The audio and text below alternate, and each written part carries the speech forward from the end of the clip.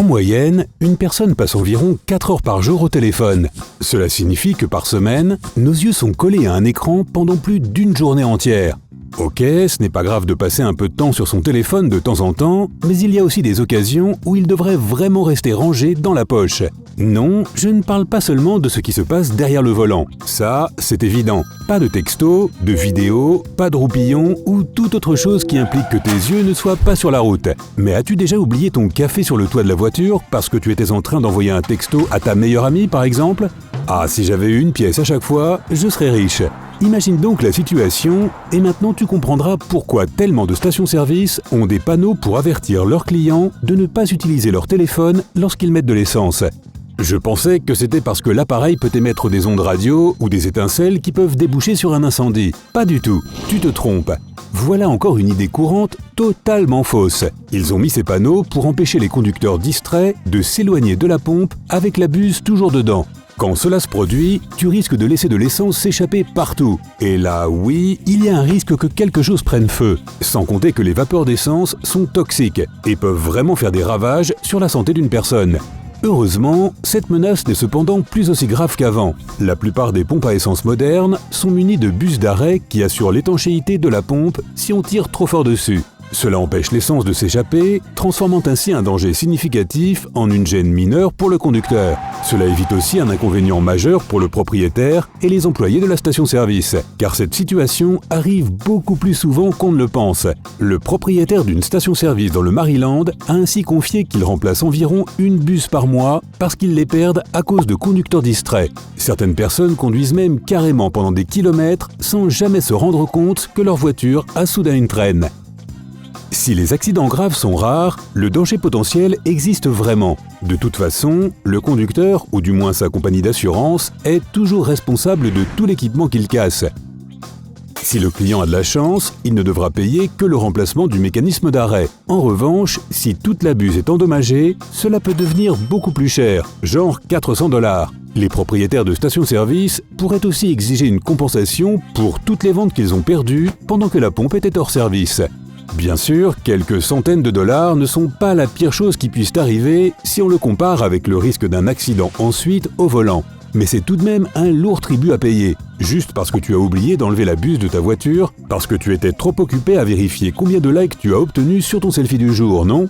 Alors, attends tranquillement d'arriver à ta destination avant de sortir ton téléphone. Oh, et autre chose, assure-toi que ta voiture n'est pas attachée à quelque chose que tu ne veux pas emmener avec toi.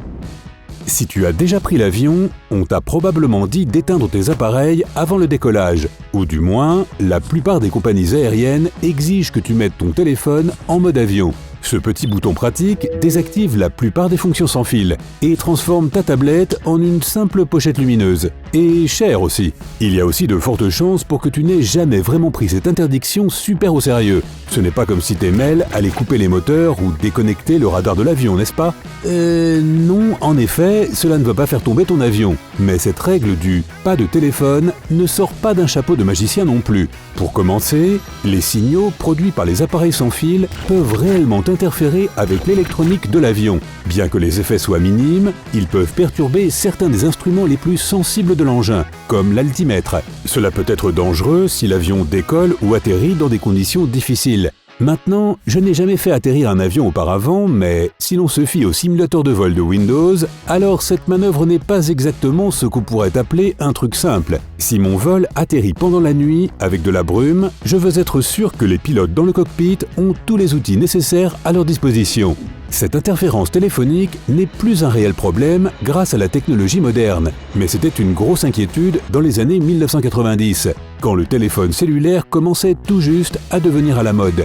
Les appareils de cette époque étaient connus pour leur capacité à interférer avec l'électronique à proximité, et c'était un risque que les compagnies aériennes n'étaient pas prêtes à prendre. Je veux dire, quand tu es dans un tube géant d'aluminium pressurisé qui vole dans le ciel à 800 km/h, le mot « risque » est quelque chose que tu veux absolument garder en dehors de ton vocabulaire, surtout quand c'est facilement évitable.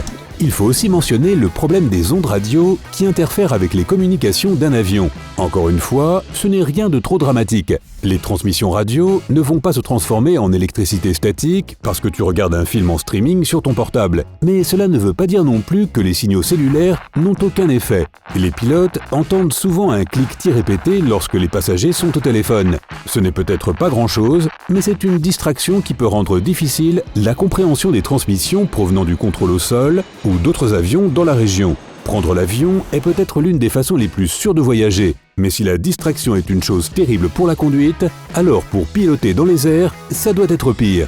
La troisième raison pour laquelle on te demande d'éteindre ton téléphone dans l'avion est liée à ton fournisseur de réseau sans fil. Vois-tu, pour installer les tours de téléphone cellulaire, ils ont fait des projections sur l'hypothétique localisation des futurs utilisateurs, et aucun d'entre eux ne prévoyait de fonctionner à des milliers de mètres au-dessus du sol, plus ou moins à la vitesse du son. Les réseaux sans fil s'appuient sur un système informatique extrêmement complexe qui doit s'assurer que tes appels seront acheminés par la bonne tour. Le système fonctionne parfaitement à la vitesse normale des autoroutes, mais la plupart des avions de ligne ne volent pas à une vitesse de 80 km/h, mais plutôt 800 et quelques. C'est pour cela qu'ils peuvent traverser le rayon de fonctionnement de plusieurs tours en quelques minutes. Mais alors, si plus d'une centaine de passagers sur un vol normal tentent tous de téléphoner, tu comprends bien que cela risque de perturber le service de toute la région qu'ils traversent. Multiplie ce nombre par 2000, le nombre de décollages et d'atterrissages que certains des aéroports les plus fréquentés au monde ont en une journée, et tu comprendras pourquoi c'est la Commission fédérale des communications, FCC, plutôt que l'Administration fédérale de l'aviation, FAA, qui restreint l'utilisation des téléphones portables dans les avions. Bien qu'il s'agisse plutôt d'un inconvénient que d'un vrai risque, le facteur danger augmente lorsqu'il s'agit des services d'urgence. Si tu habites en Amérique du Nord, tu sais qu'il faut composer le 911 dès que tu as besoin d'aide. Mais que se passe-t-il si tu n'arrives pas à le joindre ? Soudain, les interruptions de ce service ne te semblent plus aussi anodines, n'est-ce pas ? La bonne nouvelle, c'est que ces risques sont tous relativement rares et qu'il n'y a jamais eu de gros accidents causés par une personne qui a utilisé son téléphone dans un avion.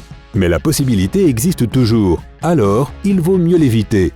En parlant d'urgence, voici une autre zone libre de portable dont tu as probablement entendu parler, l'hôpital. Mais tu seras sans doute surpris d'en apprendre les raisons.